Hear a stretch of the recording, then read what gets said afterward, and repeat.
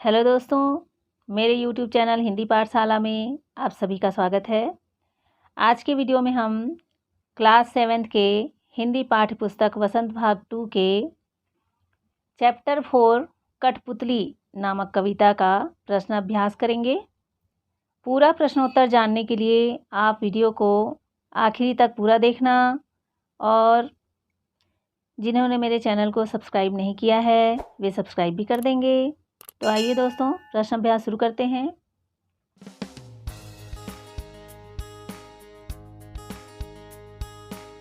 कविता से पहला प्रश्न है, कठपुतली को गुस्सा क्यों आया?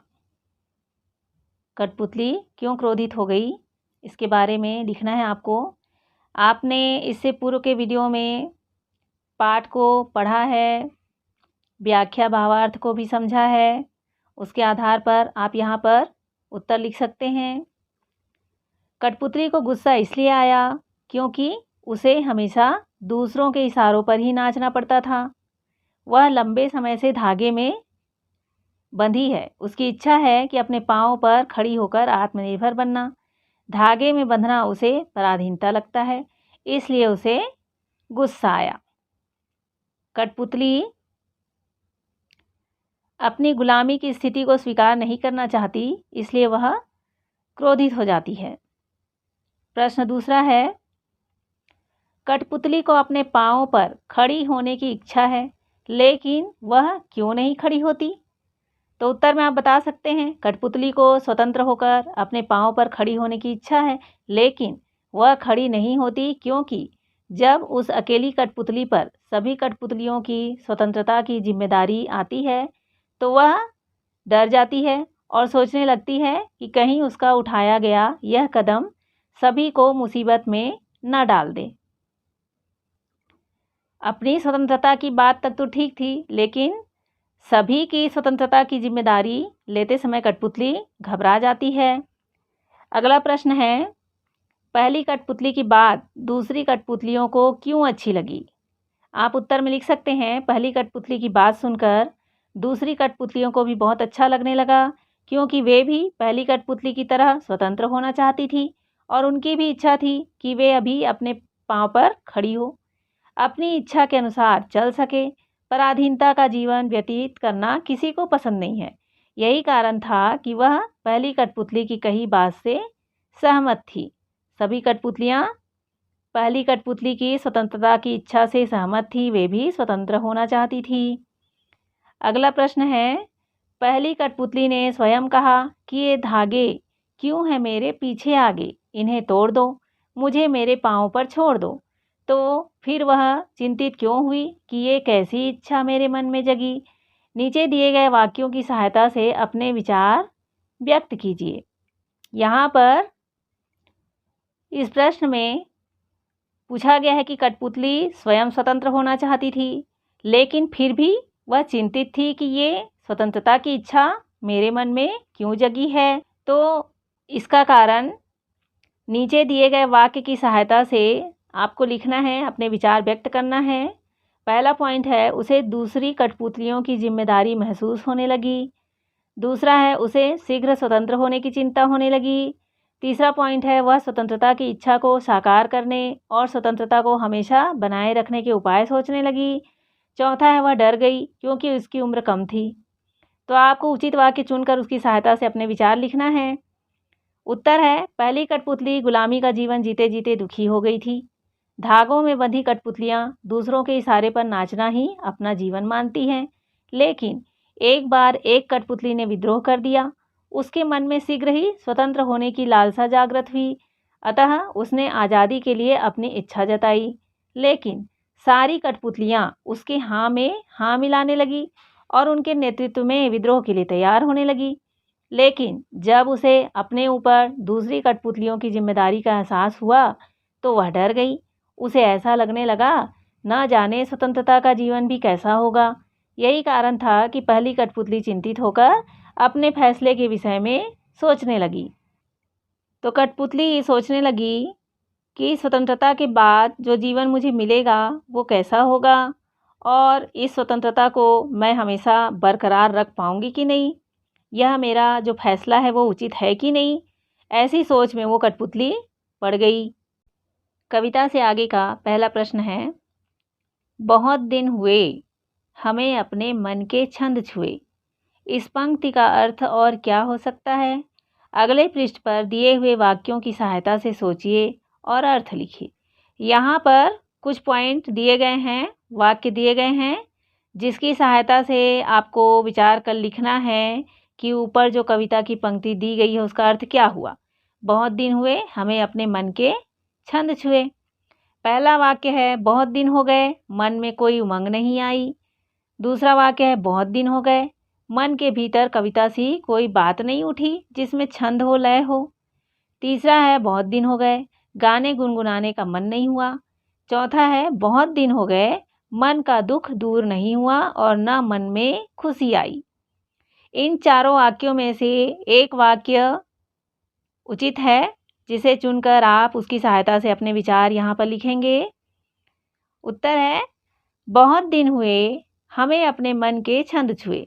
इसका अर्थ यह है कि बहुत दिन बीत गए हैं, फिर भी हमारे मन का दुख दूर नहीं हुआ और न ही मन में खुशी आई।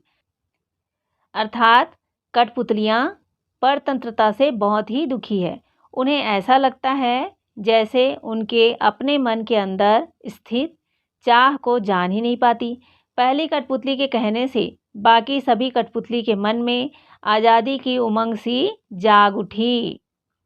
अगला प्रश्न है, नीचे 2 स्वतंत्रता आंदोलनों के वर्ष दिए गए हैं। इन दोनों आंदोलनों के 2-2 स्वतंत्रता सेनानियों के नाम लिखिए। यहाँ पर 2 सन दिए गए हैं, सन 1857 और सन 1942। इन दोनों सनों में जो क्रांति हुई है देश को स्वतंत्र कराने के लिए, तो इन क्रांतियों में जिन सेनानियों ने भाग लिया था उनमें से 2-2 सेनानियों के नाम लिखना है। सन 1857 में जो क्रांतिकारी हुए, महारानी लक्ष्मीबाई, मंगल पांडे, उन सेनानियों में से 2 सेनानियों के नाम यहाँ दिए गए हैं। और 1942 में महात्मा गांधी, जवाहरलाल नेहरू, इन स्वतंत्रता सेनानियों के नाम आप यहाँ पर लिख सकते हैं। आगे का प्रश्न है, अनुमान और कल्पना से स्वतंत्र होने की लड़ाई कठपुतलियाँ कैसे लड़ी होंगी और स्वतंत्र होने के बाद स्वावलंबी होने के लिए क्या क्या प्रयत्न किए होंगे। यदि उन्हें फिर से धागे में बांधकर नचाने के प्रयास हुए होंगे तब उन्होंने अपनी रक्षा किस तरह के उपायों से की होगी। तो यहाँ पर सोचकर आपको उत्तर लिखना है कि स्वतंत्र होने के लिए कठपुतलियाँ लड़ाई आपस में मिलकर लड़ी होंगी, क्योंकि सबकी परेशानी एक जैसी थी और सबको एक जैसे धागों से स्वतंत्रता चाहिए थी। पहले सभी कठपुतलियों ने विचार विमर्श किया होगा। स्वतंत्र होने के बाद स्वावलंबी बनने के लिए उन्होंने काफ़ी संघर्ष किया होगा।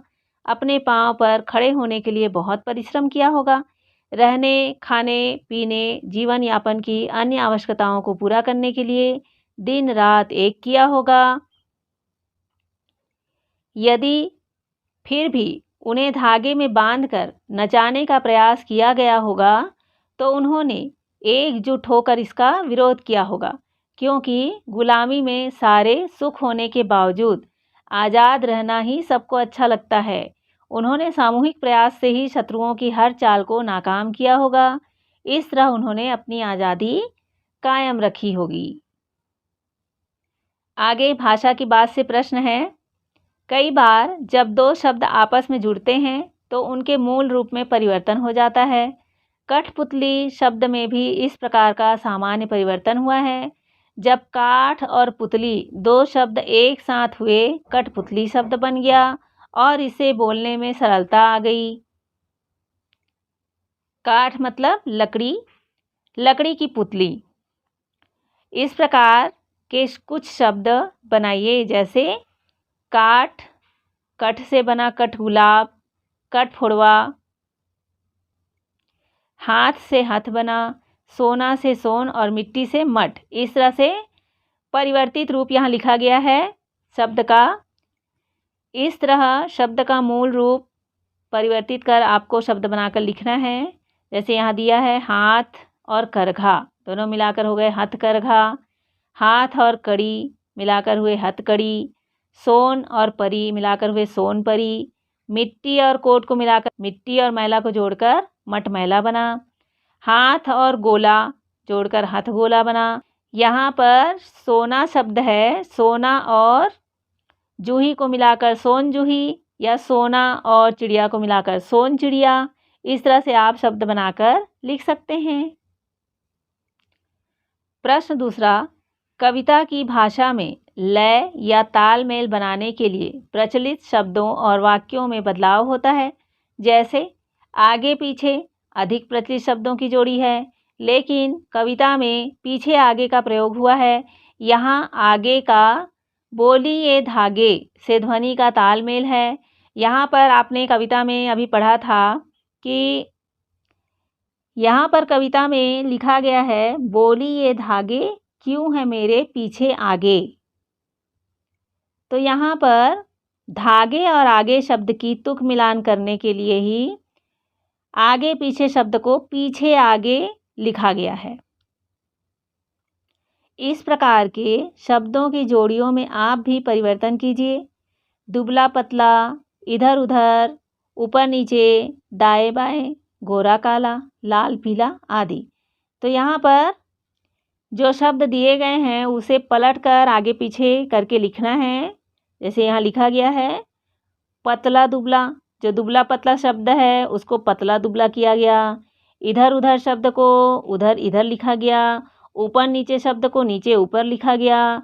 काला गोरा लिखा गया, जो गोरा काला था प्रश्न में। और यहाँ पर दाएं बाएं शब्द को बाएं दाएं लिखा गया है। लाल पीला शब्द को पीला लाल लिखा गया। दिन रात शब्द को रात दिन लिखा गया है। पढ़ना लिखना शब्द को लिखना पढ़ना लिखा गया। इस तरह से आप भी उत्तर लिख सकते हैं। तो दोस्तों, मैं उम्मीद करती हूँ कि इस पाठ के सभी प्रश्नों के उत्तर आप समझ गए होंगे। इसके पूर्व के वीडियो में मैंने इस कविता की व्याख्या और भावार्थ को समझाया है और उसके लिंक डिस्क्रिप्शन बॉक्स पर दिए गए हैं, उसे क्लिक करके आप व्याख्या देख सकते हैं। दोस्तों, अगर ये वीडियो अच्छी लगी हो तो अपने दोस्तों के साथ ज़रूर शेयर कीजिए, लाइक कीजिए और मेरे चैनल को भी सब्सक्राइब कर दीजिए। हम अगले पाठ में फिर मिलेंगे दोस्तों। Thank you.